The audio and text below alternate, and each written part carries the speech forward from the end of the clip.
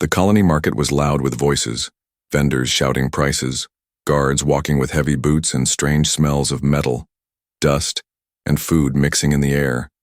But in the middle of all the noise, there was silence around one small figure. She was a little alien girl, no more than 10 years old. Her skin was pale silver, her thin arms hugged her knees, and her glowing blue eyes stared at the ground. A mark ran across her forehead like a burning line of light. The colony people whispered, whenever they saw her. "She is cursed," one woman muttered, pulling her child away. "Stay back, her eyes bring bad luck," another man hissed. Guards didn't even bother to chase her. They simply waved their hands and told her to stay away from the stalls. The girl had no name here, no family left. She had been left behind when her people moved deeper into the colony tunnels. Nobody wanted her. Some said she brought sickness. Others said crops failed when she walked past. To them, she was a shadow of doom. She sat near a pile of broken crates watching others eat bread and fruit. Her stomach growled, but no one offered food.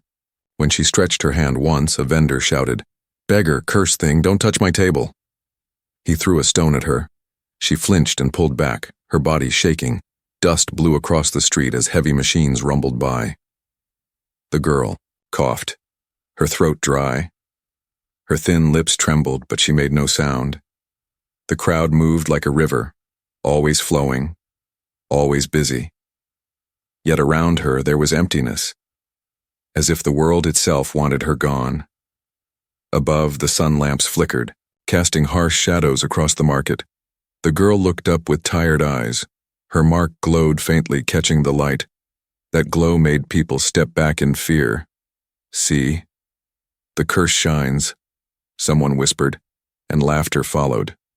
The girl lowered, her head again, pressing her face against her knees. She wanted to vanish, she wanted to be invisible, but the whispers never stopped.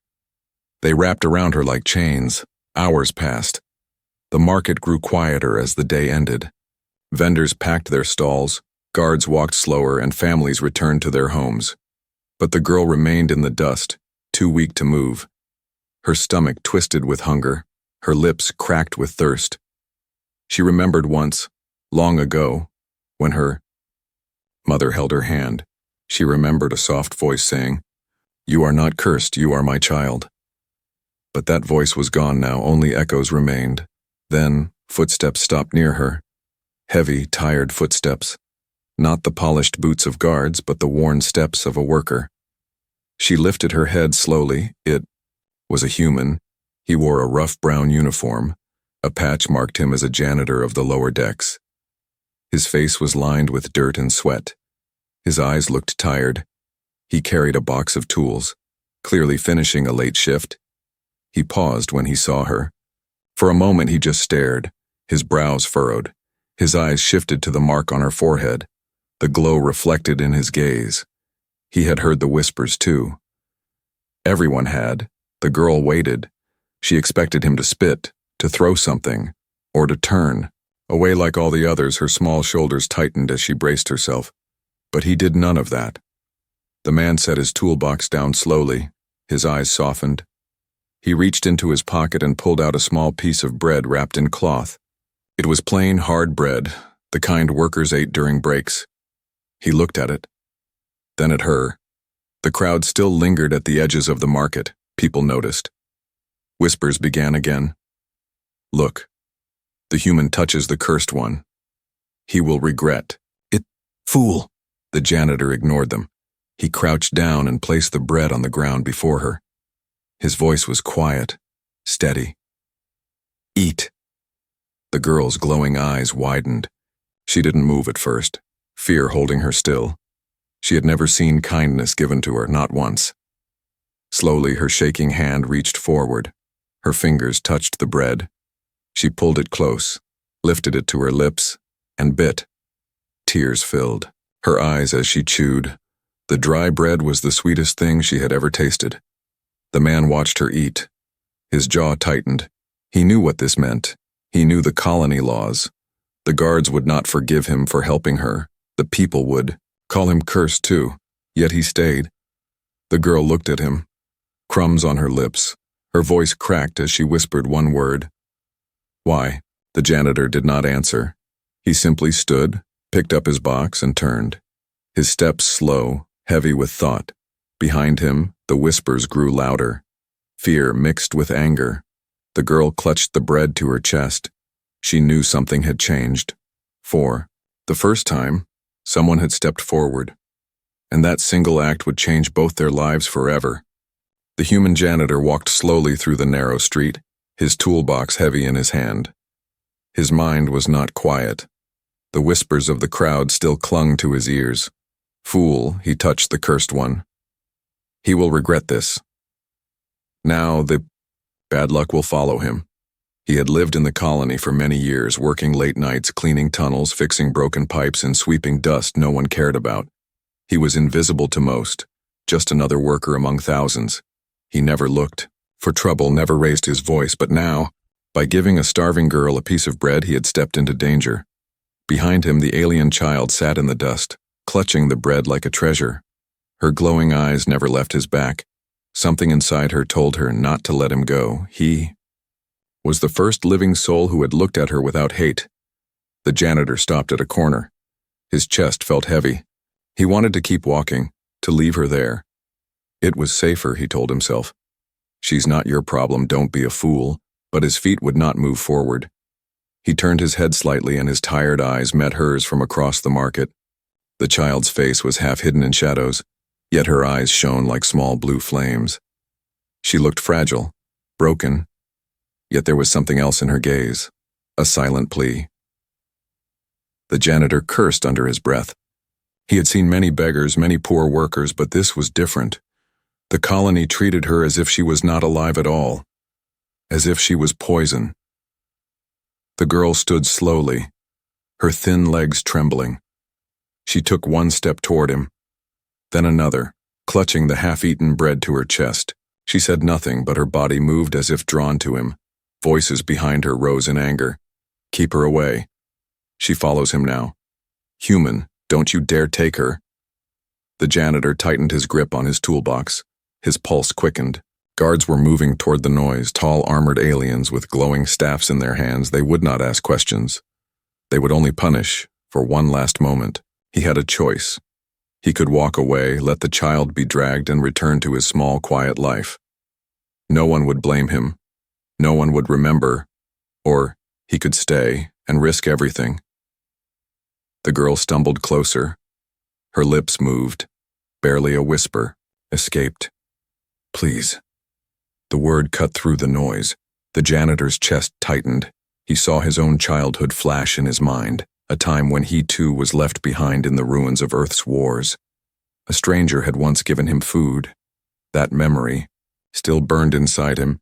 He dropped his toolbox with a thud. The sound echoed in the market, all eyes turned. The guard stopped mid-step. The janitor bent down, reached his rough hand forward, and said softly, "Stay close to me." The girl froze. Then, slowly, she placed her trembling hand into his. Her glowing mark shimmered in the dim light, and a hush fell over the market. The guards frowned. One shouted, "Human, release her. Do you understand the law?" The janitor straightened his back. His voice was low but steady. "She's just a child. She's hungry. She's not cursed." Murmurs rippled through the crowd. No one had ever spoken for her before. No one had dared. The guards stepped closer, their staffs buzzing with power. "This is your last warning," one hissed. "Give her up or suffer the colony's judgment." The janitor's jaw clenched. Sweat ran down his temple. His heart pounded. Every instinct screamed to step back, to save himself. But the small hand gripping his told him otherwise. He whispered almost to himself, "I already made my choice." In one swift move, he pulled the girl behind him, shielding her with his body. The crowd gasped. Some shouted in anger, some in shock, a few in secret admiration.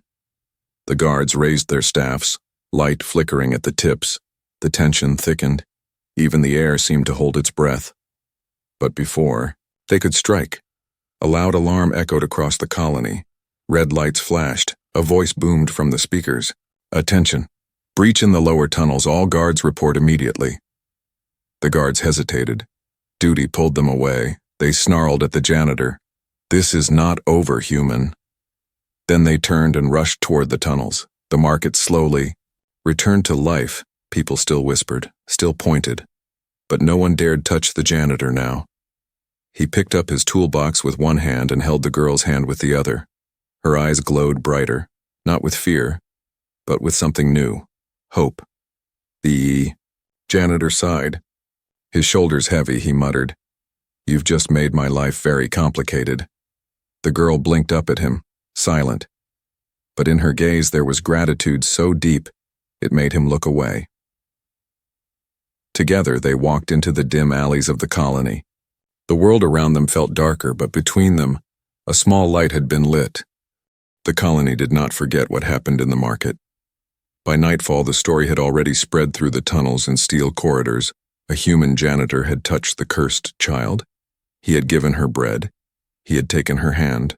Some laughed at the foolishness, some cursed his name, but some whispered in secret corners, "Maybe he saw something we don't." The janitor, whose name was Daniel, returned to his small maintenance quarters in the lower decks. The girl followed quietly. Her bare feet made no sound on the metal floor. She stayed close, as if afraid that if she let go of his shadow, the world would swallow her again. Daniel unlocked his door with a tired motion. His room was no bigger than a storage cell. A bed, a table, a cracked lamp, and a box of tools. That was all. He looked at the child and muttered, "It's not much, but it's better than the dust." The girl stepped inside slowly. Her glowing eyes scanned the room. Her fingers brushed the edge of the table. She seemed unsure if she was allowed to exist in a space with walls and warmth. Daniel handed her a small cup of water. She drank as if it was the rarest treasure. He sat on the bed, running his hand over his face. He knew he had made a mistake, a dangerous one. The colony had rules, strict and cruel. Superstitions were law here. Helping her meant he had crossed a line. Tomorrow the guards would come, and they would not care for excuses. But when he looked at her, curled in a corner, hugging the blanket he gave her, he felt a strange fire in his chest. She reminded him of his younger self, abandoned in war ruins, forgotten by the powerful. He had survived only because a stranger once reached out. Now, fate had pushed him into the same role. Outside his door, footsteps echoed, voices whispered, "That's the human's room, the one who touched the cursed child." The voices carried a mix of anger and fear. Daniel froze, listening. The girl pressed closer against the wall. Her small body trembling, he stood and opened the door. Two other workers stood there, both human, one older with scars on his face, the other young with grease-stained hands. They looked at him carefully. "You really did it," the older man said, his voice low. "You gave her food," Daniel frowned. "So what if I did?" The young worker shifted nervously. "The guards will come. You'll lose your job. Maybe worse." Daniel's jaw tightened. "She's just a child. She hasn't done anything." The older man leaned closer, his eyes sharp. "Do you realize what you've started? People are talking, some say you're mad, but others are wondering if the colony has lied to us all this time." Daniel blinked, surprised. He hadn't expected that. The older man lowered his voice. "Not everyone believes in the curse. Some of us think she's only a victim, left behind, because it's easier to blame a child than admit our leaders are wrong. But no one dared to say it out loud until today when you stood against the guards."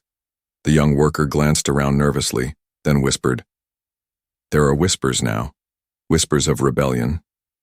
Daniel's stomach twisted. He had not meant to start anything.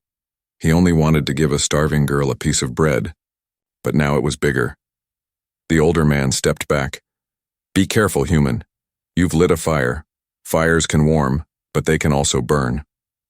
They walked away, their shadows fading into the dark corridor. Daniel closed the door. His hands trembled slightly. He turned to see the girl watching him, her glowing eyes calm but deep, as if she understood more than she should. He knelt down beside her. "Listen, little one. Things will be harder now. The guards will hunt us. The people will curse us. If you stay with me, there is no going back." The girl tilted her head. Her lips parted, and for the first time she spoke more than a single word. Her voice was soft, broken, but clear. "You are not afraid?" Daniel let out a dry laugh, shaking his head. Afraid? Yes. But leaving you out there alone, that would be worse? Her eyes shone brighter. For a moment he thought he saw something hidden in her glow. Not curse, not sickness, but strength. That night, the colony was restless. Rumors grew like weeds in every corner. The leaders heard of it and grew angry. They called for more guards to watch the streets. They ordered anyone helping the human to be punished. But whispers do not die so easily. Some workers talked in shadows. If the cursed child is not cursed, then what else? Have they lied about? Others said, maybe the human is foolish, but maybe he is brave. And in a small maintenance room on the lower deck, a janitor sat awake, staring at the child sleeping on his bed. He didn't know what tomorrow would bring, but he knew one thing. His choice had already changed everything. The station at night was different. The noise of the market was gone. The tunnels were quieter, but not safe. Shadows stretched long across the steel floors. Every corner seemed to hide a secret. Every echo sounded like footsteps. Daniel walked through the narrow maintenance halls, the girl close behind him. He carried his toolbox, but inside it was not only tools. He had hidden scraps of food and a flask of water. He moved quickly, checking every turn before stepping forward. Stay close, he whispered. His voice was steady, but his eyes searched the darkness. The girl's glowing mark shone faintly. Even when she tried to cover it with her hand, it was like a lantern in the dark, and Daniel worried someone would see. They reached an old tunnel that workers rarely used. Dust coated the walls. Pipes leaked drops of water, and broken lights flickered weakly. Daniel pushed aside a metal panel and revealed a small space behind it. We'll stay here for now, he said. The girl crawled inside first, curling up on the floor. Daniel followed, closing the panel behind them. The small space smelled of rust and damp air, but it was hidden. It would keep them safe for a while. Daniel sat with his back against the wall. He looked at the child, who hugged her knees tightly. Her eyes glowed in the dark like twin stars. For the first time, he noticed the mark on her forehead more carefully. It was not random, not a scar. The lines formed a pattern, curved and sharp at the same time, almost like ancient writing. He frowned. That's no curse, he muttered. The girl looked at him quietly, tilting her head. She didn't understand the word curse, not the way others used it. To her, it was just pain, rejection, loneliness. Outside, muffled voices echoed. The guards were searching. Their heavy boots thudded on the floor above. Find the cursed child, one shouted. Search every tunnel, every corner. Daniel's stomach tightened. He pressed a finger to his lips, signaling the girl to stay silent. She nodded, her small body stiff with fear. Minutes felt like hours. The guards passed by, their voices fading. Daniel let out a breath. He knew they couldn't hide forever. The colony wanted her gone, and soon they would turn their eyes on him too. Later that night, Daniel left the hiding place for a short time. He walked through the maintenance deck, tools in his hands to look normal, but his eyes always watching. He passed two workers who lowered their voices when they saw him. That's the one whispered. The human who protects the cursed. He'll bring doom on us all, the other spat. But as Daniel walked further, another worker, an old alien with tired eyes, stopped him. Human, he said softly. I saw what you did. It takes courage to feed the unwanted. You are not alone. Daniel froze, surprised. He wanted to ask more, but the old alien shuffled away before the guards noticed.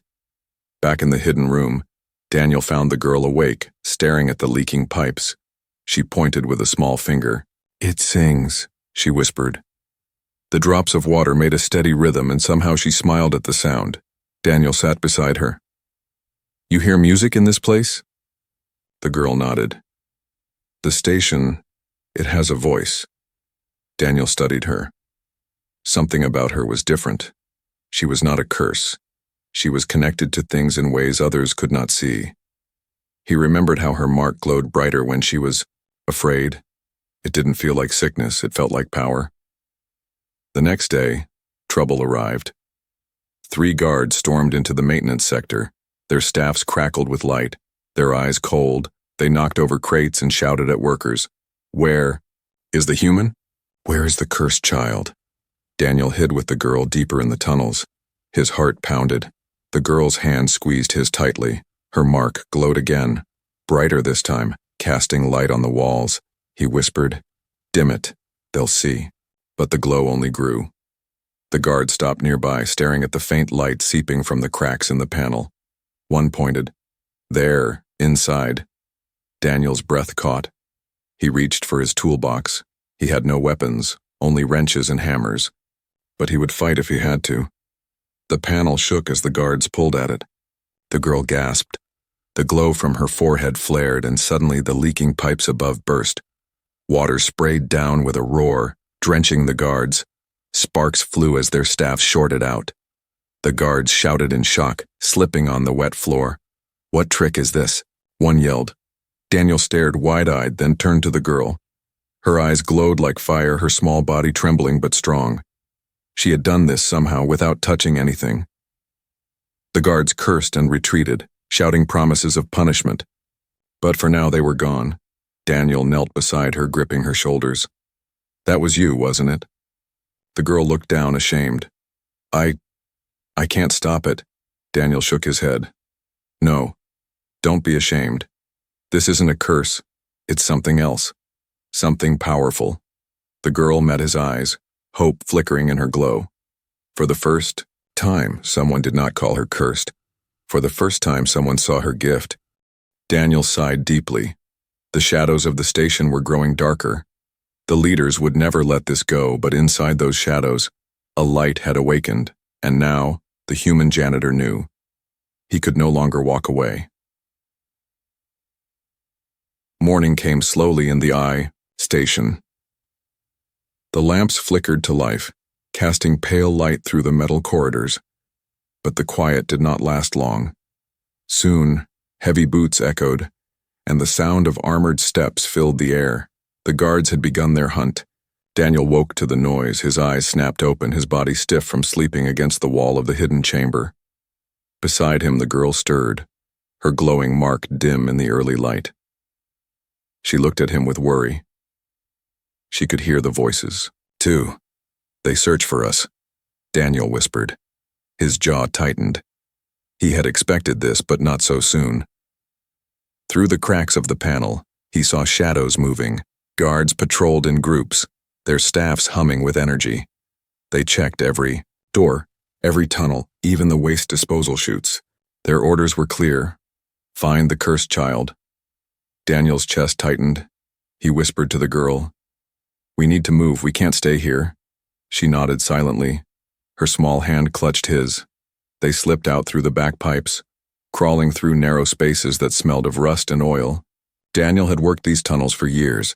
He knew the shortcuts, he knew where the shadows were thickest, but the guards knew too, and today, they hunted with anger. At one corner, Daniel froze. A group of guards stood ahead, scanning with glowing devices. "Any trace of her energy, report it," one ordered. The others nodded. Daniel pulled the girl back into the shadows, his breath shallow. He could feel her trembling. Her mark began to glow faintly. He covered it quickly with his hand, whispering, "Stay calm, little one, don't let them see." They waited. Every second felt like an hour. Finally, the guards moved on, their boots clanging on the steel floor. Daniel exhaled and pulled her forward again. The tunnels twisted like a maze. Pipes rattled above. Steam hissed from broken vents. Daniel's mind raced. He needed a plan. He couldn't keep running forever. The colony was too big, and the guards too many. "Why do they hate Me?" the girl whispered suddenly. Her voice was soft, filled with sadness. "I did nothing." Daniel looked at her, his eyes hard. "Because fear makes people cruel. They don't understand you, so they call you cursed." Her glowing eyes searched his face. "And you? You are not afraid?"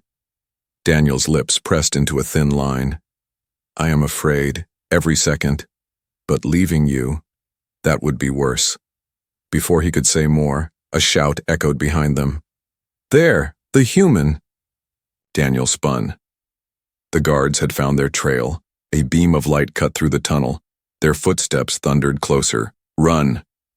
Daniel hissed, pulling the girl forward. They sprinted through the narrow halls, Daniel's boots splashing through puddles. The girl's bare feet barely touching the ground. The alarms blared. Red lights flashed above. "Attention, fugitives in Sector 12, the voice boomed. "All units converge." Daniel's lungs burned. He dragged the girl down. A side tunnel. They burst into a wide chamber filled with giant machines. The air was hot, steam clouding the floor. "This way," he muttered, weaving between the machines. The noise of hissing pipes masked their steps. For a moment, he thought they were safe. But then, a guard dropped from a platform above, landing in front of them. His staff buzzed with deadly energy, his eyes cold. "End of the line, human."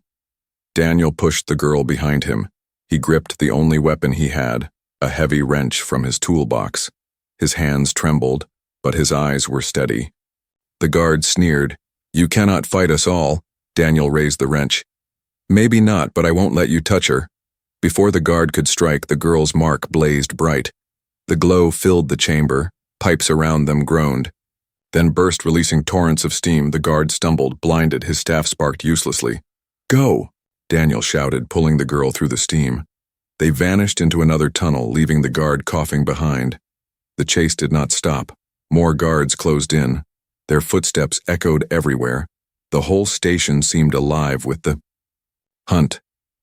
Daniel's body ached, his breath ragged, but he kept moving, pulling her along. His mind screamed at him. You cannot run forever, yet his heart told him, as long as she holds your hand, you cannot stop. Finally, they slipped into an abandoned storage bay. Daniel slammed the door shut, panting. The girl leaned against him, exhausted, her glowing eyes dim but still alive. He looked around the dusty room, filled with broken crates and old wires. It was no safe haven, but it was all they had. He dropped to his knees, gripping her shoulders. "Listen to me," he said firmly. "They won't stop. They will keep hunting you, but you are not cursed. Do you hear me? You are not cursed." Tears filled her glowing eyes. She whispered, "Then what am I?" Daniel held her gaze, his voice rough but steady. "Something the colony fears, something powerful, maybe even something meant to change everything." Outside, the sound of guards echoed closer again. The hunt was far from over. But in that dark room, hope flickered between them. The janitor and the child had become more than fugitives. They had become a spark, and sparks could set the whole station on fire. The colony square was crowded. Lights from the high towers cast a cold glow on the stone floor. Guards surrounded the area with staffs crackling, their voices barked orders. "Gather everyone now." Daniel stood in the center, wrists bound by metal cuffs, his face bruised, his uniform torn. The cursed child stood beside him, her small arms tied, her glowing eyes dimmed by fear but not broken. The leaders of the colony appeared on the high platform, tall figures in shining armor. Their robes shimmered with gold threads. One of them raised a hand and the crowd grew silent. "This human," the leader announced, voice echoing across the square, "has broken our laws. He fed the cursed child, he hid her. He defied our guards. For this crime he will be punished." Murmurs rippled through the crowd. Some shouted curses, others whispered doubts. Daniel scanned the faces, workers, traders, even children watching with wide eyes. He saw fear, but he also saw something else. Curiosity, a hunger for truth. The leader pointed at the girl, and this child marked by doom brings only ruin. She should have been abandoned. Yet this human challenges our wisdom. Shall we allow this weakness to spread? The crowd shifted uneasily. Some nodded, but others looked away, unwilling to meet the leader's eyes. Daniel's chest rose and fell. His heart pounded. He knew this was his last chance. He could stay silent, accept the punishment, and die forgotten. Or he could speak, not just for her, but for everyone watching. He stepped forward, his voice rough but steady. "She is not cursed." The crowd gasped. The guards tightened their grip on their staffs. The leaders narrowed their eyes. Daniel raised his voice louder. She is a child, hungry and alone, and you call her cursed because of a mark on her head. You say she brings ruin, but what have you done for her? You threw her away, you left her to die. A murmur grew in the crowd. Workers whispered to one another. He's right, she never harmed anyone. Only fear keeps us silent, another said. The leader slammed a staff down, sparks flashing. Silence! You dare speak against us? Daniel took a step closer, his chains rattling. Yes, I dare, because I clean your halls, I fix your pipes, I live in the shadows of your rule, and I see the truth. You fear her because she is different. But different is not curse. Different is strength. The girl looked up at him, her glowing eyes wide. For the first time, someone defended her in front of everyone. The crowd's whispers grew louder. Some shouted, "Let him speak." Others shouted back, "Kill them both." The square shook with tension. Daniel's voice cut through the noise. I am just a janitor, I have nothing, but I will not stand by while a child starves in front of me. If you call that a crime, then I accept it. But remember this. If kindness is against your law, then your law is wrong. The words struck like a spark in dry wood. Faces in the crowd shifted. Some stood straighter, their eyes burning with something new. Courage, the leader's face twisted with anger. Enough! Guards, strike them down. The guards raised their staffs, light flaring at the tips. The crowd gasped. Some backed away, but others stayed frozen. Before the staffs could strike, the girl's mark blazed. Her glow filled the square like a rising sun. The air trembled. Pipes under the floor shook. Sparks rained from the towers. The energy cracked and roared. The guards staggered back, shielding their eyes. The crowd cried out in awe and fear. The girl's voice rang out small but clear. I am not cursed. The light pulsed, bursting outward. The chains on Daniel's wrists snapped apart. The metal cuffs around her arms melted like wax. Daniel stared in shock, his hands free. The leader shouted, "Stop her! She will destroy us." But no one moved. The guards hesitated, their staffs dimming. The crowd whispered louder. She broke the chains. She's not cursed. She's powerful. Daniel stepped forward, standing tall beside the glowing child. His voice thundered, "Look with your own eyes. Does this look like doom? Or does this look like hope?" The square fell silent. Only the girl's glow remained, lighting the faces of the colony. For the first time, they saw her not as a shadow, but as a light. The leaders looked shaken, their power cracked by doubt. Their commands no longer obeyed instantly. Daniel placed a hand on the girl's shoulder, his eyes locked on the crowd. You don't have to fear her. You don't have to fear the truth. The crowd's silence broke into murmurs, louder and louder. A ripple of rebellion spread. Some raised their fists. Some shouted, "Enough lies! Enough fear!" The guards stepped back uncertainly, torn between orders and the voices of the people. In that moment, Daniel knew. He had taken his stand. A janitor, nothing more, had spoken against the rulers, and the colony was listening. The leaders shouted in anger, but their voices no longer carried the same weight. The spark had already caught flame. The hunt had failed. The silence had broken, and the first crack in the wall of fear had been made. The square was no longer silent. The air shook with voices. Fear and courage battled in every whisper. Guards stood frozen, their staffs dim. The leaders shouted orders, but their words carried less weight than before. Something had changed. The cursed child stood in the center, her glow spilling across the colony walls. The mark on her forehead burned brighter than it ever had. Her small body trembled, but her eyes were steady. Daniel stood beside her, chains broken, his shoulders squared. His voice had lit the fire, and her light kept it alive. The leaders tried again. Do not be fooled. She is danger. She will bring ruin. But someone in the crowd shouted back, Then why do your chains break in her light? Why do your guards fall when she shines? Another worker raised his fist. She is not cursed. She is proof we have been lied to. Murmurs swelled into cries. The rebellion that once lived in whispers was now loud. Daniel felt it. The crowd no longer belonged to the leaders. It was shifting, turning, finding strength in itself. The guards hesitated, looking at each other. Their loyalty wavered. The leaders screamed, "Strike them down." But the guards' hands shook. Some lowered their staffs. The girl's glow softened, not harsh, not violent, but warm. It spread across faces, across hearts. Daniel saw people, staring at her not with fear but with awe. She turned to Daniel, her voice small. "What happens now?" Daniel knelt beside her, his rough hand resting on her shoulder. "Now, little one, you show them you are not their curse. You are their dawn." The child took a deep breath. She raised her hands. Her glow pulsed again. This time it was not wild or frightening. It was gentle, steady.